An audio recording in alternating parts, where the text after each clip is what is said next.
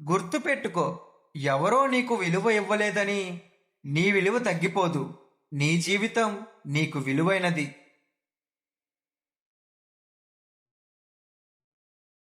ఎవరికి నీ విలువ అర్థం కాదో వాళ్ళని పట్టించుకోకు.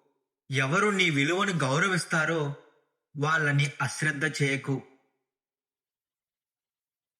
నీకు కావలసిన దానికోసం శ్రమించకుండా పోగొట్టుకున్న దాని గురించి ఏడవటం మూర్ఖత్వం అవుతుంది. అర్థం చేసుకునే మనసు, క్షమించే గుణం, చెయ్యందించి ఓదార్చే స్నేహం మన జీవితానికి నిజమైన ఆస్తులు.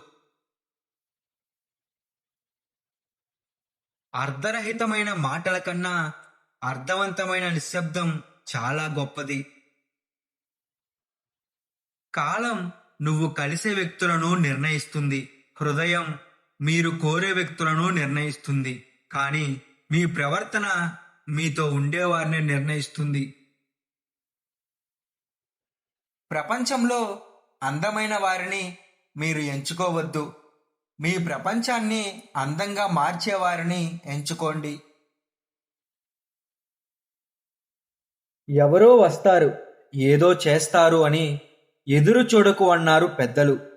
నీకోసం ఎవరూ రారు, ఏదీ చెయ్యరు. నీకోసం నువ్వు అనుకున్నది నువ్వే చేయాలి. అది ప్రయత్నమైనా, పోరాటమైనా.